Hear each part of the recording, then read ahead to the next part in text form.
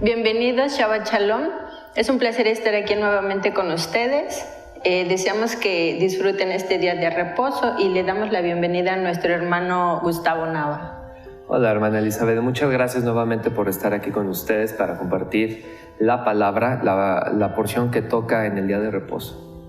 Así es, Gus. Bueno, este día vamos a estudiar Éxodo 37, donde nos habla del arca, del candelero y de la mesa.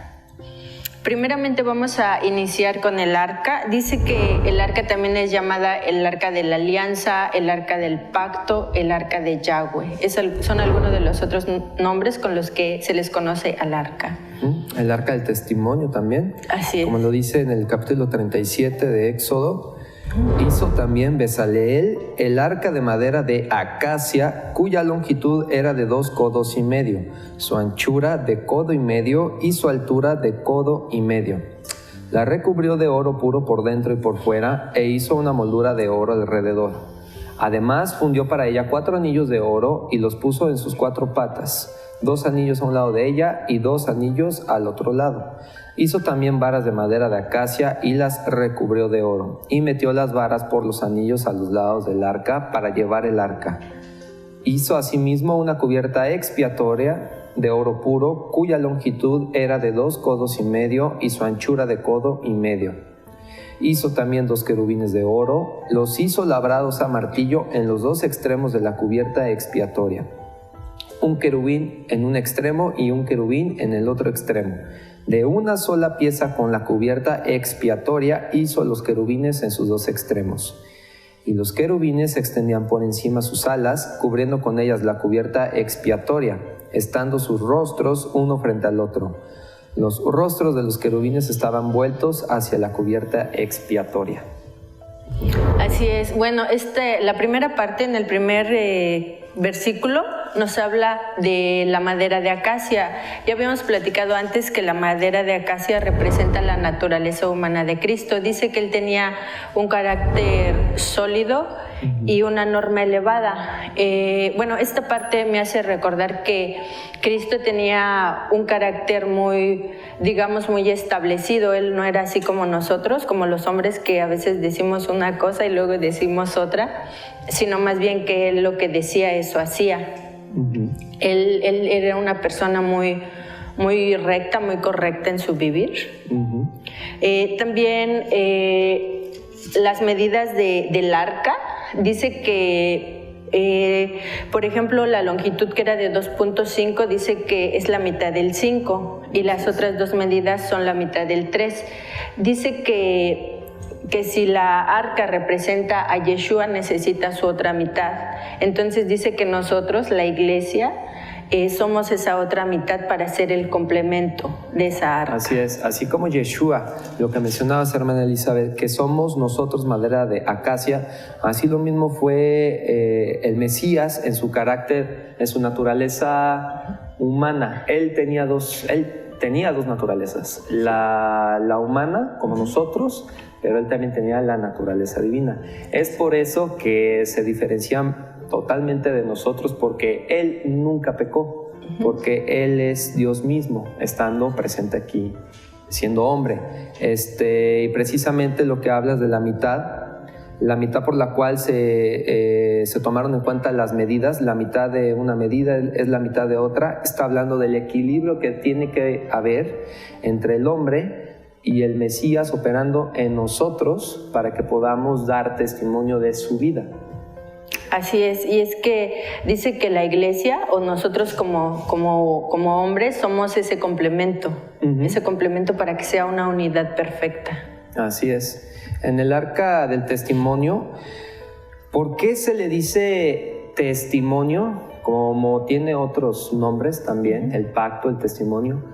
El testimonio de una persona se refiere a que está explicando su vida o está dando a conocer su vida hacia los demás. Entonces, el arca del testimonio dentro del tabernáculo de reunión se refiere a que la palabra del Señor está operando en nosotros porque nos lo está diciendo a nosotros. Solamente a nosotros o a aquellas personas que conocen del Mesías, que conocen su palabra, pueden escuchar su palabra y lo podemos moldear en nuestros corazones, lo podemos aplicar en nuestras vidas. Es precisamente la razón por la cual se le llama el arca del testimonio. También menciona el Señor, creo que en el Éxodo 25, Dios le dio mandatos a Moisés de cómo debe elaborar el arca del testimonio. Por ejemplo, en el Éxodo 25, versículo 22 dice: allí me reuniré contigo y hablaré contigo desde encima de la cubierta expiatoria de entre los dos querubines que están sobre el arca del testimonio respecto a todo lo que haya de dar en mandamiento para los hijos de Israel. Podemos tipificar este versículo cuando el Mesías, cuando Yeshua, en nombre, vino aquí a la tierra para entrar a todas las sinagogas y predicar el evangelio, dar su testimonio. Es precisamente lo que a esto se está refiriendo el pasaje, Dios con Moisés, para que cuando nosotros, ya conociendo su palabra, podamos entender, escuchando su palabra, para que podamos aplicarlo en nuestra vida. Entonces sí es muy importante entender qué se refiere el arca del testimonio, que de hecho estaba en el lugar santísimo.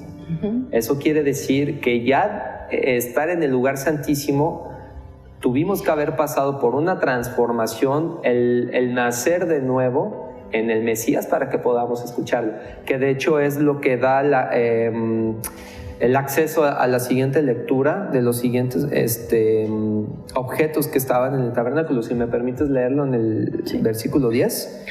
Ya hablamos del arca del testimonio, lo vamos a seguir explicando un poquito más a detalle. Y ahora se está refiriendo a la mesa del pan de la presencia.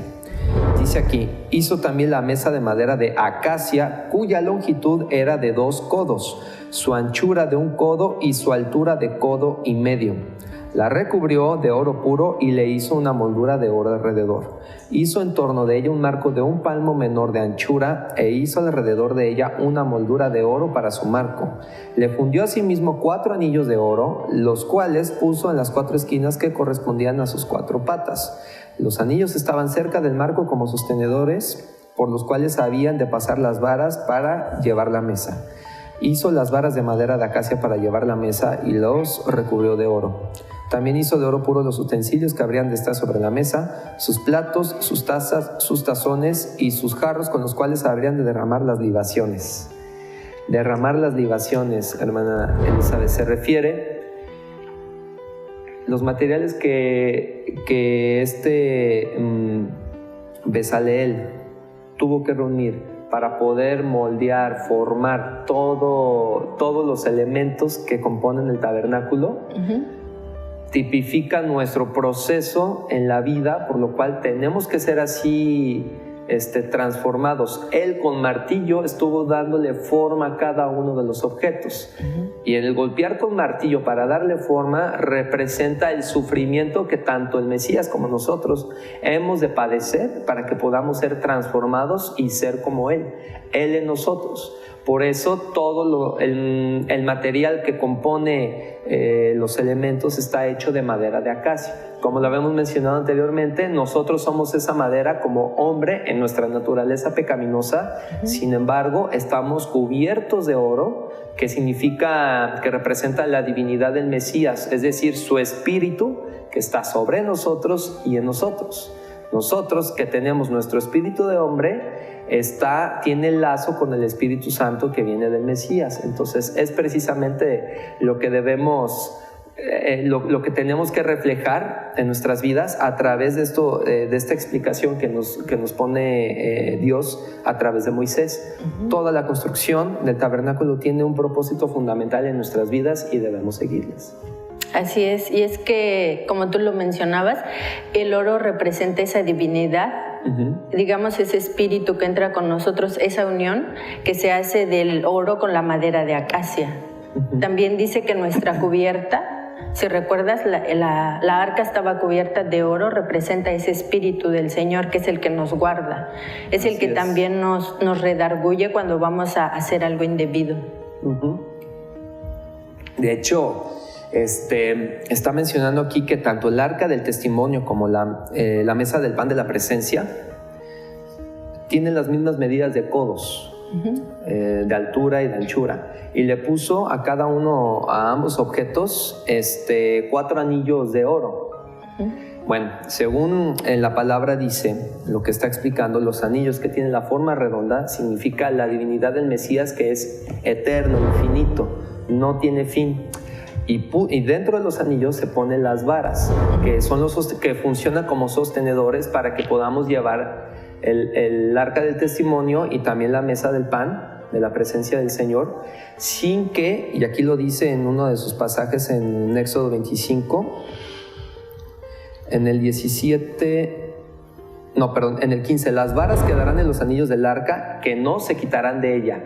¿Por qué dice el Señor? El Señor dice, no se quitará las varas de los anillos, porque está diciendo que nosotros que llevamos cargando el arca del testimonio en la mesa, no debemos de permitir desprendernos de lo que ya tenemos nosotros, que es el testimonio, que es la ley la ley de Dios en nuestras vidas. Entonces, las varas, eso significa, no las podemos quitar de ahí, porque nosotros, que somos hombres, tampoco debemos de quitar, de desprendernos de lo que ya por fin hemos entendido de la palabra del Señor, porque ya es un llamamiento a nuestras vidas, en nuestros corazones ya está el llamado. Aunque tú quieras volver a regresar a tu vida pasada, es casi imposible que ignores lo que acabas de leer aquí. Entonces, tu espíritu de hombre, como ya tiene lazo con el Espíritu Santo, cuando tú estés en medio de una situación y tienes ganas de cometer pecado, o te están tentando tus amigos, o cualquier situación en lo cual en la carne tú eres débil, te llama a tentar y tú por lo tanto quieres acceder. Siempre vamos a querer acceder porque tenemos ya la naturaleza pecaminosa, pero aquí ya es diferente. Como ya conocemos la palabra, entonces vamos a sentir aflicción, porque por un lado sí queremos pecar, pero por otro lado queremos seguir la palabra del Señor, queremos seguir sus mandatos, y ya conocemos la diferencia. Si ya sabemos cuándo estamos siendo tentados, porque ya conocemos las consecuencias de nuestros pecados. Tuvimos que padecer por el placer que sentíamos anteriormente, pero las consecuencias fueron malas. Y en capítulos anteriores hemos entendido que esas consecuencias sí es necesario padecerlas para entender que el Señor está actuando en nosotros por su misericordia. Nos hace entrar en ese dolor, en ese sufrimiento, para que ya no volvamos a padecer después en ese proceso. Entonces, eso también ejemplifica cuando Bezaleel estaba dándole forma a todos los objetos, con martillo, dándole forma. Eso significa el dolor por el cual nosotros estamos padeciendo. Nosotros ya tenemos entonces 2 caminos a elegir. O el camino de nuestras concupiscencias, que es de hecho el camino más fácil para acceder al pecado, porque ya Satanás conoce tus placeres, entonces él te lo va a dejar así en la mesa para que lo tomes así de sencillo. Ese es el camino fácil. Pero después de leer la palabra y ya que tuviste el llamamiento a tu corazón, es muy difícil que puedas ignorar este llamamiento, y aunque quieras, de todos modos va a seguir ahí y te va a brincar, te va a seguir llamando, diciéndote, no sigas este camino fácil.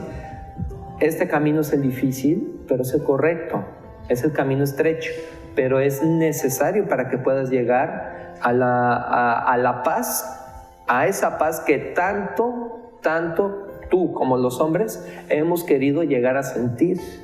Si me lo permites, hermana Elizabeth, yo puedo decir por experiencia que dando acceso a mis placeres, el cual es un placer momentáneo, termina a ser tan inútil. O sea, ya no tienes la misma satisfacción, o ese placer pasa tan momentáneo que de hecho ya te olvidas te olvidas de lo que sentiste en el placer, por así decirlo, y entonces empiezas a buscar más. Pero ¿sabes qué pasa después de que estés satisfecho? Te sientes dolido, te sientes solo, vacío, sientes que no estás aprovechando tu vida para lo que realmente es bueno.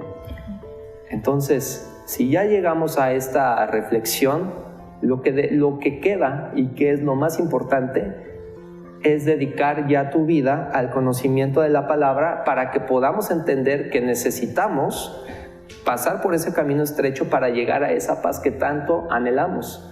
Es muy difícil describir cuál es esa paz porque tenemos tantas concupiscencias, tenemos tanto problema en nosotros que es muy difícil expresar esa paz, manifestar esa paz hacia los demás. Por eso las iglesias hoy en día, pues a pesar de que estén los pastores predicando o los hermanos exhortándose, muchas veces de los casos, no estoy diciendo todos los casos, pero muchas veces se da con hipocresía. En realidad nada más están ahí para quedar bien con la gente, pero al decirle a tu hermano, Dios te bendiga, o te amo hermano mío en Cristo, no lo dicen con completa sinceridad.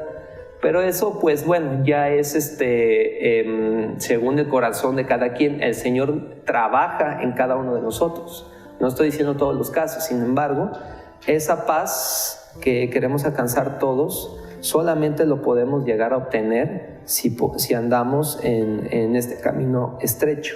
Entonces, a lo que voy, para andar en ese camino debemos aprender mediante este ejemplo del tabernáculo que los anillos, las varas para sostener el arca del testimonio lo debemos de llevar cargando siempre, no olvidando qué es lo que llevamos. Más que nada, pues es el Mesías, es el testimonio, es la vida del Mesías, del Señor Yeshua en nosotros. Entonces es lo bonito de todo esto, porque conociendo todas estas cosas, pues ya no quisiera uno desprenderse de todo lo que ya conoce.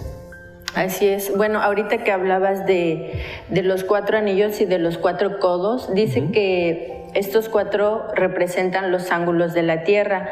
Dice que esto también significa que la palabra tiene que ser llevada por todo el mundo. Y eso es trabajo de nosotros, de los hombres. El Señor cuando se fue nos dejó la encomienda. Esa encomienda nos la mencionan en Mateo 28, 19. Me gustaría leértela. Sí. Que dice: por tanto, id y haced discípulos a todas las naciones, bautizándolos en el nombre del Padre y del Hijo y del Espíritu Santo. Dice que estos cuatro anillos representan eso, los 4 ángulos de la tierra, y es la palabra que tiene que ser llevada por todo el mundo. Y asimismo el hombre representa que somos nosotros ese instrumento que el Señor dejó para que vayamos a llevar las buenas nuevas, para que prediquemos la palabra, porque también dice que tiene que ser predicada en todo el mundo. El Señor ha dicho a sus discípulos que son la luz del mundo, o somos la sal de este mundo. ¿Por qué menciona la sal? Porque es lo que le da sabor a la comida, si no está insípida. Entonces, debemos entender que los 4 ángulos no hay acepción de personas, lo dice el mismo Señor. Que todo el mundo ha sido llamado, todos han sido llamados, pero pocos los escogidos. ¿Cómo podemos ser parte de ese llamamiento y que podamos ser escogidos por el Señor para que podamos vivir nuestra vida con Él? Tenemos que morir todos los días. De este camino que te mencionaba, hermana Elizabeth, de ir por el camino fácil o el camino difícil. Para que dejes el camino fácil, entonces tienes que morir, tienes que dejar morir ese camino. Y es un proceso muy doloroso porque tienes que sacrificar lo que antes te gustaba hacer. ¿Y a qué me refiero a lo que te gustaba? Me refiero a la intención con que tú hacías tal actividad. Por ejemplo, si a ti te gustaba hacer deporte, pero ya no lo viste más como algo sano para tu cuerpo, sino ya lo viste como un vicio, y luego, además de hacer actividad física, empezaste a ver tantos partidos, empezaste a ser vicioso y empiezas a apostar, por ejemplo, porque un vicio te lleva a otro. Ya no empezaste bien al principio en el deporte, que querías fortalecerte, tener un cuerpo sano, y eso está bien, pero si te envicias, quieres ver los partidos, ahora empiezas a apostar y ahora empiezas a deber dinero, pero te siguen gustando los deportes, sí, pero ya no lo vas a ver como antes. Tu actitud cambió ahí. Entonces, Si eso te causaba placer, tienes que dejarlo morir y volver a empezar. No quiere decir que ya no vas a hacer deporte. Sabemos que te hace bien hacer deporte. El hacer ejercicio ayuda para tener un cuerpo sano, pero es donde debemos de regresar al principio. ¿Cuál fue tu primera intención? La primera intención fue buena. Querías fortalecerte, querías tener un cuerpo sano, entonces mantén esa actitud al hacer el ejercicio, y no por vanidad, no porque quieras verte bien, sino porque quieres mantener tu cuerpo saludable. Pero sí, la diferencia está, hermana Elizabeth, que cuando ya conoces la palabra del Señor, tu intención cambia. Cuando vayas a hacer deporte o ejercicio, tienes que dar gracias a Dios en todo, porque en todo lo que hagamos, todo lo que vayamos a emprender, debe ser para la honra del Señor. Debemos orar para dar gracias, para pedir el pan de cada día, que de hecho es lo que estamos hablando de la mesa del pan de la presencia. Ahorita vamos a explicar el por qué debemos pedir el pan de cada día. Y entonces, una vez sabiendo esto, veremos que nuestras intenciones cambian, nuestras actitudes a lo que hacíamos van a cambiar. De hecho, podemos seguir haciendo lo mismo, como el ejemplo, el deporte, pero yo ya no me voy a enviciar la próxima vez que yo vea un partido de fútbol, un partido de básquetbol. Entonces ya ahí nuestra intención cambia. Lo mismo con los demás vicios. Estábamos mencionando de la mesa del pan de la presencia. Si recuerdas, hermana Elizabeth, en aquella época en que Moisés estaba gobernando el pueblo de Israel, su hermano Aarón, únicamente él, los sacerdotes tenían el acceso para poder comer delante de Dios. Eso fue un estatuto perpetuo. Les está diciendo los sacerdotes, no al pueblo, porque el pueblo es pecaminoso. Pero desde que Yeshua murió por nosotros, rompió los velos y ahora ya tenemos acceso para comer con el Señor. De hecho, lo dice en el pasaje. Quien decide, en un pasaje, no me acuerdo muy bien, dice el Señor a las iglesias, me parece. Yeshua dice, quien me deje entrar a su corazón, yo toco la puerta, quien me deje entrar, estaré con él y cenaré con él, porque él es el pan. Entonces, los sacerdotes aquí representan a nosotros, los seguidores del Mesías, para que podamos comer con él, y eso es un estatuto perpetuo. ¿Qué quiere decir perpetuo? Que cada día lo tenemos que hacer. Por eso, cuando oramos, decimos, Señor, danos nuestro pan de cada día, porque es lo que necesitamos como sustento de vida para que podamos vivir conforme al mandato del Mesías, conforme a su paz, a su amor que tanto nos ha enseñado en toda la Biblia. Entonces también le está diciendo que Moisés, el pueblo de Israel y Moisés recibían el maná del cielo. ¿Qué quiere decir el maná del cielo? El maná es el pan de vida. ¿Y quién es el pan de vida? Yeshua. Es Yeshua. Entonces, y esto lo confirma en Juan 6:51, si me permites leértelo. Sí. Dice Yeshua, yo soy el pan vivo que descendió del cielo, si alguno comiere de este pan vivirá para siempre, y el pan que yo daré es mi carne, la cual yo daré por la vida del mundo.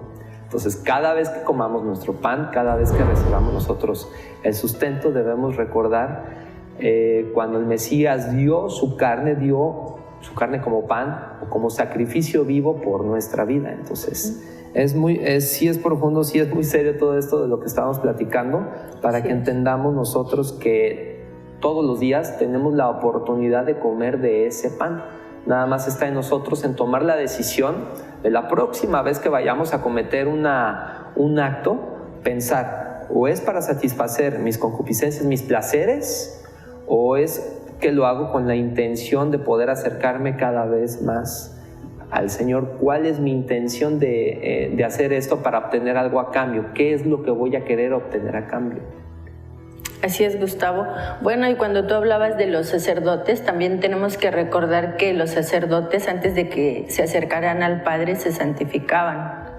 Creo que de alguna manera eso también implica en nosotros. Nosotros tenemos que tratar de, como tú dices, elegir el camino recto y tratar de llevar una vida en santidad, porque también la palabra dice que sin santidad nadie verá al Señor.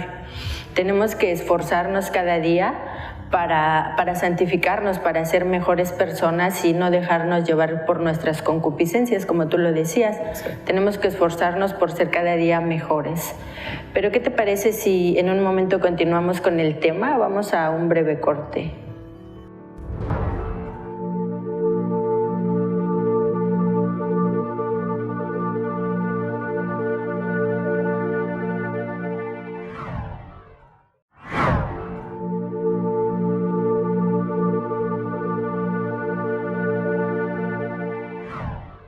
Continuamos con el tema, estábamos hablando del pan del propiciatorio.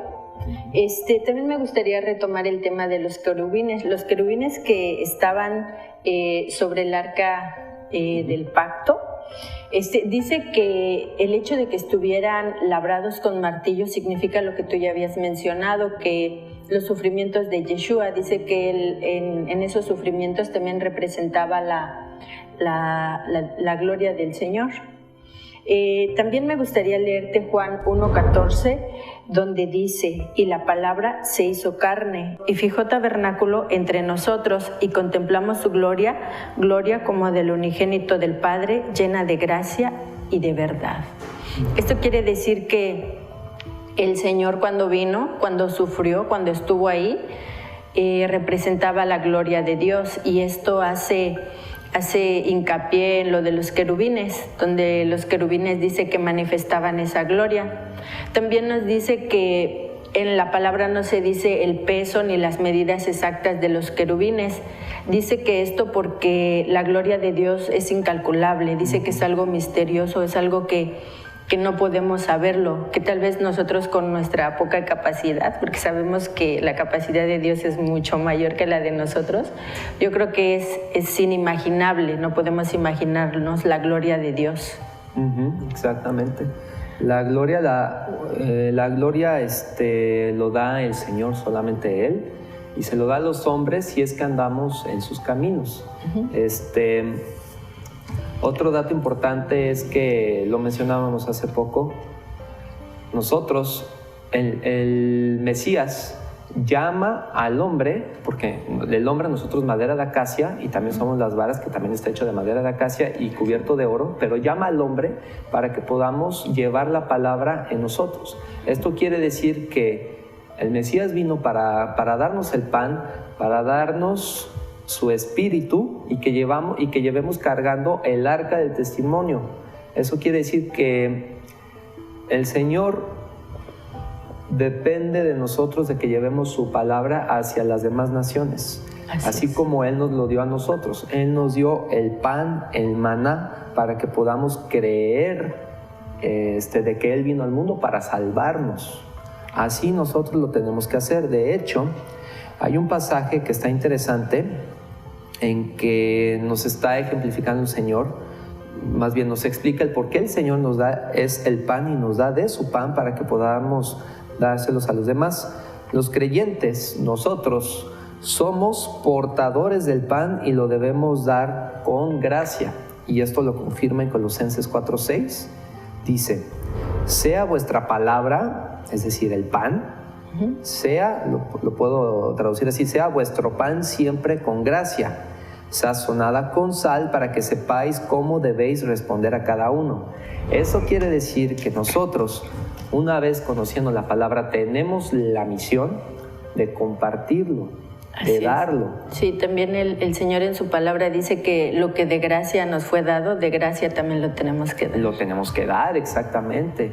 ¿Cómo vamos a dar nuestro pan? El dar el pan, que una persona dé pan a otro, puede ser distinto a otro hermano que dé su pan al otro. ¿Cómo? Su pan es su testimonio, su pan es su experiencia, que lo comparte como enseñanza hacia sus hermanos o hacia las personas que están pasando o que están padeciendo por lo mismo que el hermano ya padeció. Así es. Entonces, es muy bonito poder compartir nuestra experiencia para poder exhortar a los demás y ayudarlos a que aprendan cómo deben ir en sus vidas. Por ejemplo, ¿qué sentiría una persona que era avara, muy avara, codiciosa? Tuvo un problema, O sea, sus vicios lo llevó a padecer muchas consecuencias, el cual conoció al Señor, y ahora su forma de sentir la paz es quitándose toda avaricia, toda codicia, y en lugar de que no dé, en lugar de que esté reteniendo como lo estuvo haciendo en su vida pasada, lo da. Entonces, él, dando su testimonio hacia los demás, porque antes no lo daba, es el gozo que siente a cambio por darlo, es la gloria que Dios pone sobre él, porque está ayudando a los hermanos que están padeciendo por la misma situación. Estoy hablando de los avaros, de los codiciosos, los que no quieren compartir nada, por ejemplo, pero así en muchas otras experiencias. Entonces, nosotros que somos portadores del pan, del testimonio, porque el Señor es nuestro testimonio, y el testimonio también es sabido como la ley del Señor. Entonces, estamos hablando que estamos siendo portadores del mismo Mesías para que se lo podamos dar a las personas con gracia. Nada más que nuestra misión ahí es saber cómo hacerlo, ¿verdad? Eso es lo que debemos hacer nosotros. Así es. También ahorita que mencionabas de los anillos y las varas, también dice que el hecho de que la vara siempre estuviera puesta sobre de los anillos significa que nosotros tenemos que estar siempre dispuestos a llevar la palabra del Señor. También dice que cuando el hombre lleva cargando las varas, dice que se hace uno con Dios, suponiendo que el arca es Yeshua. Cuando nosotros la vamos cargando nos hacemos uno con Él. Entonces, eso también nos habla de que nosotros tenemos que estar dispuestos siempre a llevar la palabra. También en la palabra dice que nosotros tenemos que llevar la palabra a tiempo y a destiempo. O sea, cuando nosotros tengamos la oportunidad de compartir la palabra, tenemos que hacerlo. Exactamente. Lo que mencionabas de que tenemos que ser uno con el Señor, esa es nuestra misión de todos los días, y lo confirma en Timoteo, en 2 Timoteo 4:22. El Señor Yeshua esté con tu espíritu, la gracia sea con vosotros. Eso quiere decir que no falte en ti el pan de cada día, quien es el Mesías, para que nosotros podamos estar con gracia todos los días. Estemos en buenas condiciones para vivir o en malas condiciones. Los apóstoles, los discípulos de Yeshua, no tenían buenas condiciones, no tenían buena condición para poder dar ese pan, para poder compartir la palabra. Al contrario, sufrieron persecución. Y está escrito, nosotros también padecemos de estas cosas. Algo diferente comparándolo con aquella época, pero sí padecemos. Nosotros, si estamos compartiendo la palabra, muchos lo toman como si fuera una obligación a que creyeran, y no lo es. Simplemente se les está exhortando a que conozcan que la palabra sí ha transformado vidas, y es ya la misión, porque ya nace esa necesidad de compartirla. Pero nada más que ellos lo pueden ver así como si fuera un deber, y no es más que un deber. Se convierte en un deber darlo, pero se convierte en un gozo el poder transmitirlo. Entonces, no es obligación que crean en la palabra. Cada uno va a tener su llamamiento a su tiempo. Todo el mundo va a padecer por algo en el cual el Señor ahí ya lo va a llamar. O todos vamos a tocar fondo, y ahí es cuando el Señor lo va a llamar, para que vea que hay otra opción, otra alternativa de poder vivir esta vida, en lugar de seguirla viviendo como lo hacen en general, siguiendo sus placeres. Sí, y es que a veces hay aquí, por ejemplo, cuando, como así decirlo, cuando nosotros vivimos en el agua sucia, no te das cuenta, pero cuando tú sales al agua limpia y vuelves a mirar el agua sucia, tú te das cuenta en la diferencia. Pero cuando tú vives en el agua sucia no lo notas, porque estás, como dijéramos, en tu ambiente, en tu confort. Cuando tú sales de eso, dices, sí, hay otra cosa más. O sea, nosotros cuando vivíamos en nuestra antigua vida, cuando no conocíamos del Señor, nosotros decíamos todo lo que hacemos es normal y es bueno y todo. Pero cuando tú conoces del Señor, cuando de alguna manera ya eres limpio y vuelves a mirar cómo eras antes, tú dices, el Señor sí nos limpia, hay otra cosa más allá. Y cuando tú hablabas de los avaros, tal vez, como tú decías, eso era era algo que lo satisfacía.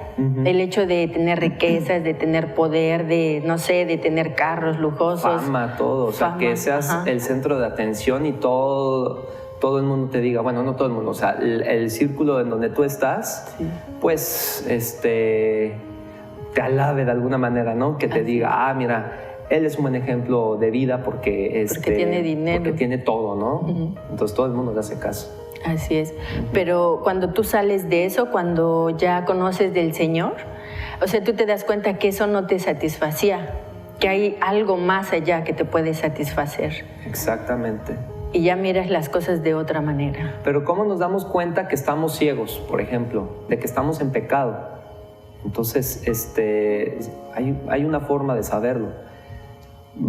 Tarde o temprano va a pasarte algo en que los días de que cada día tú le das placer a tu cuerpo de alguna manera, obteniendo fama, obteniendo lo que la persona tiene esa necesidad por satisfacer, va a pasar un momento en que va a haber algo, o por experiencia ajena, que una persona, al igual que tú, que tiene la misma necesidad, le suceda algo y ya ves que ese algo, esa consecuencia, pues es feo. No quieres que te pase a ti. Entonces tocas fondo, debes darte cuenta de lo que acabas de ver. Por ejemplo, si tú acudes a lugares peligrosos nada más por estar con tus amigos en tu círculo social, vas a bares o vas a discotecas. Y aquí, por ejemplo, en Cancún, que tenemos toda la zona hotelera, hay problemas por lucha de territorio, por ejemplo. Entonces, un amigo padece, un amigo, tú estás con él y hay una balacera, por ejemplo, sucede un incidente, o será que porque de tanto alcohol, por ejemplo, tantas salidas, desvelos, un amigo cae enfermo y muere. Esa es una experiencia ajena. Entonces, ¿qué vas a hacer tú con esa experiencia? Porque estás siguiendo el mismo camino que él. Te puede pasar lo mismo a ti y peor. Entonces, ya tienes una prueba de que lo que estabas haciendo todo este tiempo pues, no estaba bien. Te causaba el placer, eso sí. Pero ¿qué pasó aquí? Pues murió. Entonces, no vas a tomar eso en cuenta, no vas a ponerte a pensar para que medites y digas, oye, pues esto que estoy haciendo no está bien. ¿Qué me pasa? Entonces, es ahí cuando ya la persona que aprendió por experiencia ajena debe de venir aquí a la palabra. Así es. Estoy segurísimo que todos hemos escuchado la palabra, hemos escuchado, incluso en las filosofías de hombres, toman como referencia pasajes. Quitan texto fuera de contexto y lo ponen a su conveniencia, pero lo tomaron de ahí, ¿verdad? Sí. Entonces, aunque no hemos leído, tocado la Biblia, hemos escuchado por otras personas en sus filosofías opiniones que están referidas mucho a la palabra. Entonces, no podemos ignorar ya que todo está escrito. Todo lo que dice la Biblia y todo lo que pasa en tu vida, ya hay alguien aquí en la Biblia, en las Escrituras, que padeció por lo mismo que tú, en diferentes condiciones, pero tuvo la misma necesidad. Aquí se habla mucho de la borrachera, de la palabra. Entonces, si ves que tú estás en tu círculo habiendo borrachera, en la palabra ya está escrito las consecuencias que le va a pasar al borracho si es que sigue así en ese estado. Entonces, ya sabes lo que te va a pasar a ti. Así y ahí es. está la consecuencia del amigo que murió, por ejemplo. Sí, y es que si tú te das cuenta, en ese ejemplo que tú dabas, pues Dios ahí demuestra su misericordia. Porque, por ejemplo, si hubiese sido tú, no tuviste que pasar la experiencia de que te murieras. De su misericordia. Sino Dios tal vez era para enseñarte lo que te puede haber pasado a ti. Exactamente. Entonces, tal vez si tú estás atento, pues dices, bueno, esta es una oportunidad para que yo alinee mi vida. Porque tal vez Dios te dio otra oportunidad. Y aquí hay otra cosa. Como nos han enseñado, su misericordia del Señor es siempre benevolente. Lo es, pero ¿qué es benevolente? O sea, debemos entender que su misericordia no quiere decir que vas a estar en paz todos los días o que el Señor te va a perdonar de una manera tan pasiva que te va a decir, sí, hijo mío, está bien, no te preocupes, te perdono, no te va a pasar nada. Al contrario, Así es. siempre va a imponer el Señor una consecuencia a tus actos, pero eso forma parte de su misericordia. Es lo que estábamos mencionando. Bezaleel con martillo forjó, le dio forma al candelabro, a las mesas, al arca, porque es un proceso doloroso, es doloroso. Sí. Si tú te fracturas, te lo tienen que poner, te tienen que mover el dedo, por ejemplo, y te duele, pero tiene que estar así para que vuelva a ser, para que pueda volver a sanar. Pero es un proceso doloroso, ¿verdad? Es lo mismo que debemos hacer nosotros en nuestras vidas. Entonces, la misericordia del Señor tampoco se refiere a que vamos a sentir el perdón así y que ya no va a pasar nada. No tiene nada que ver. Por experiencia ajena aprendemos, por la palabra misma, que están muchas experiencias, muchos testimonios, aprendemos. Entonces debemos ya dejar de ignorar lo que el Señor nos está diciendo todos los días. Te dice: hijo mío, arrepiéntete, arrepiéntete y arrepiéntete. Dame tu corazón. ¿Cómo, Señor? Arrepiéntete. Señor, pero es que no sé cómo. Hijo, vea la palabra. Ya aprendiste por experiencia ajena. ¿Cómo quieres que te enseñe? O sea, ¿qué otra opción quieres? ¿Quieres padecerlo realmente? Ya con el dolor que ya tienes ahorita en tu corazón es motivo suficiente para que ya me des todas tus cargas y ya dejes de una vez por todas ese camino fácil que el diablo te ha puesto en tu corazón desde siempre. ¿Por qué? Porque la manera en que nosotros estamos en la carne se debe a la manera en que nos han enseñado nuestros padres y los padres de nuestros padres. ¿Cómo? Vuelvo a lo mismo. ¿Por qué es tan fácil tener ese camino tan abierto de Satanás para tener nuestros placeres? Porque desde nuestros antepasados han hecho lo mismo y en la sociedad hacen lo mismo. Entonces es muy fácil copiar lo que los demás hacen, pero rara vez se habla de la palabra. Entonces, se habla mucho de la palabra, pero se aplica muy pocas veces, porque no saben cómo aplicarlo. Debemos de padecer de cosas que nos van a afligir, debemos padecer de aflicción, pero en lugar de tener la actitud de quejarse, de decir: Señor, ¿por qué me pasa esto a mí si yo no he hecho nada? Tengo ganas de gritar, de insultarte incluso, pero no, es totalmente lo contrario a la actitud que debemos de tener. Debemos entender que cuando estemos en aflicción debemos darle gloria al Señor, gracias al Señor, alabarlo, porque si no fuera por este dolor no conoceríamos al Señor mismo, no conoceríamos el sufrimiento por el cual Él padeció por nosotros, no conoceríamos entonces la razón por la cual seguimos aquí y eso que seguimos pecando. Si el Señor no se hubiera parado en la cruz para sacrificarse por ti, del mínimo pecado que tú cometas al día de hoy ya estarías muerto literalmente, ¿verdad? Entonces el morir, otra cosa, el morir espiritualmente quiere decir que cedimos a nuestros pecados, pero dejar morir al pecado, sufrir y ya tomar la decisión de no cometer pecado más, es dejar morir a la carne para ya poder ser un espíritu con Dios, porque nuestro espíritu de hombre siempre ha estado con nosotros, incluso para las personas que no conocen al Señor o para las personas que pecan desde lo más atroz. Ahí tienen el espíritu de hombre, que es el lazo que hay con el Espíritu de Dios, con el Espíritu Santo. Entonces mientras más despertamos nuestra alma, así, mientras más grande está nuestra alma, más chiquito está nuestro espíritu. Debemos hacer lo contrario, debemos decirle no a nuestras concupiscencias que está en nuestra alma, en nuestra mente, en nuestras emociones, en nuestras necesidades. Debemos hacerlo chiquito y así es como se va a hacer más grande el espíritu del hombre para que haga lazo con el Espíritu de Dios.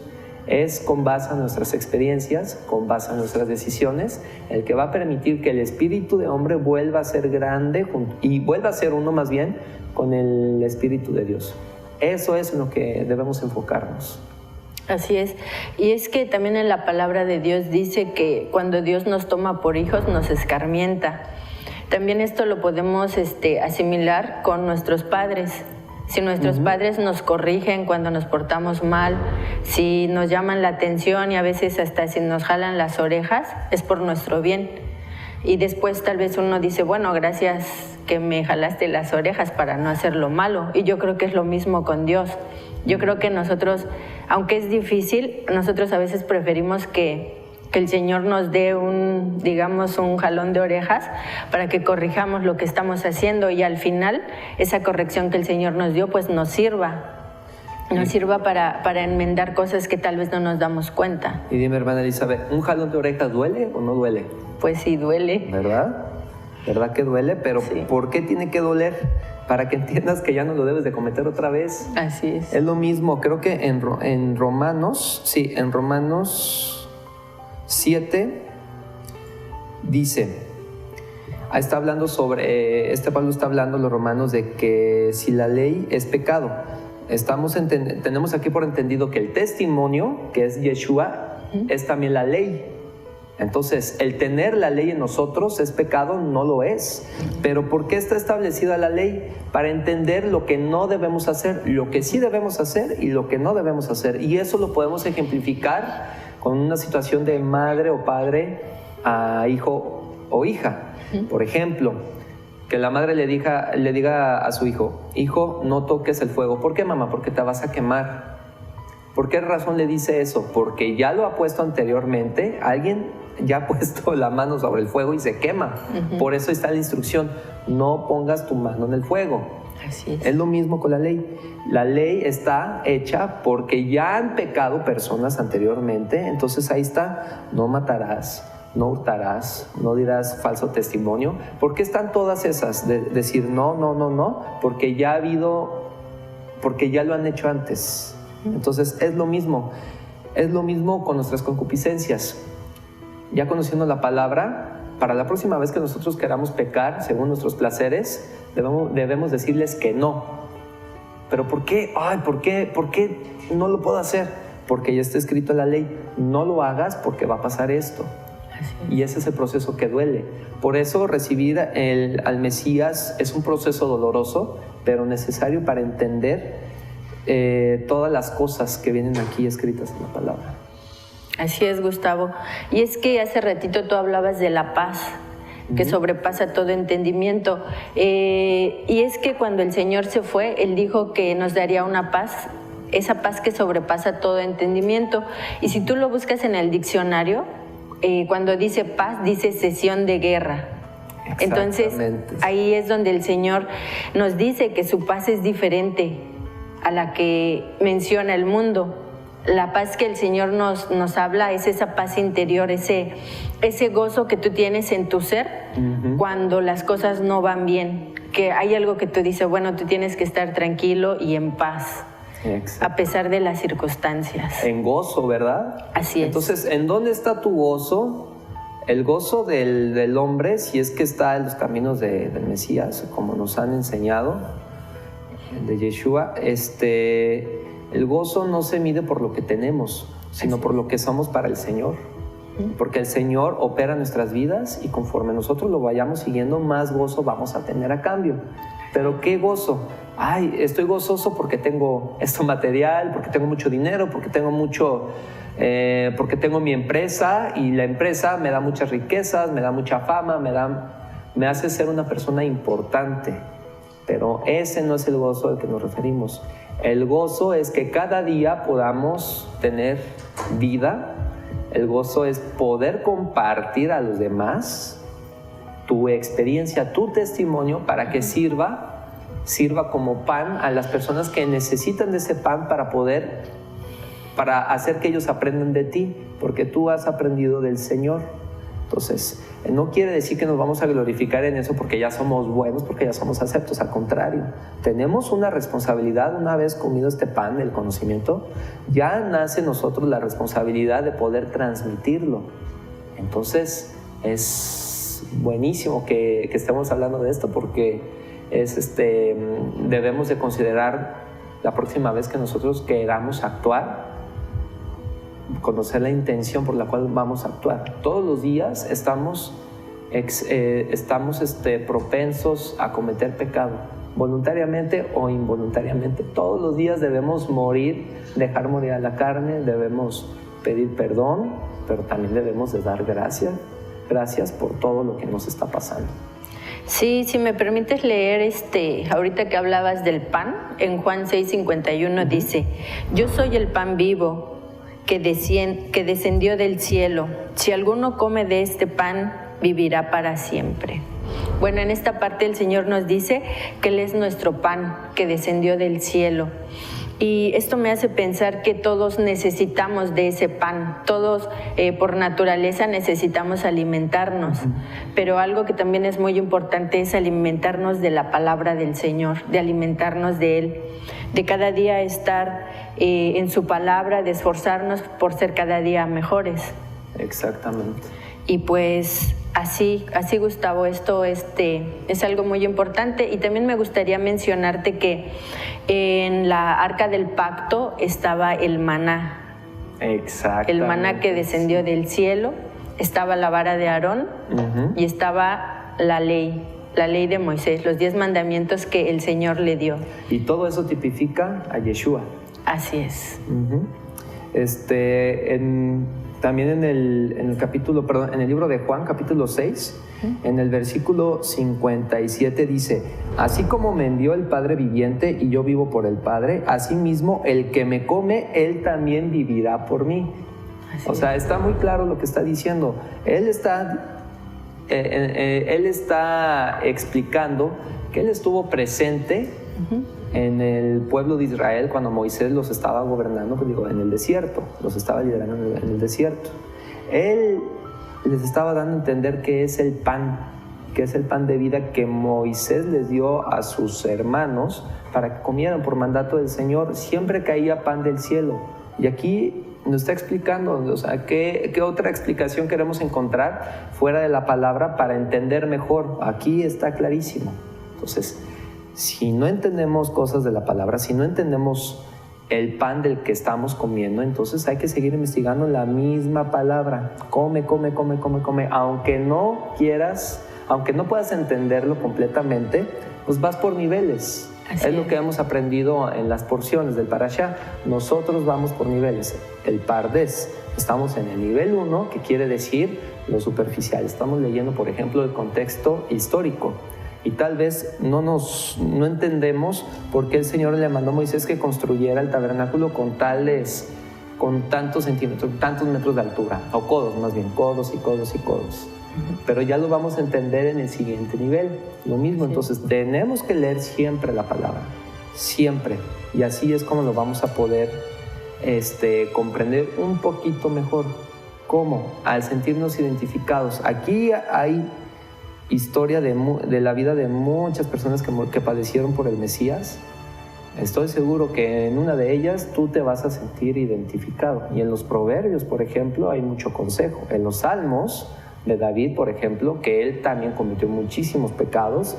Bueno, y este día hemos concluido con esta escuela del discipulado. Les damos gracias por habernos escuchado y por habernos visto. Nos vemos para la próxima. Shabbat Shalom. Shabbat Shalom.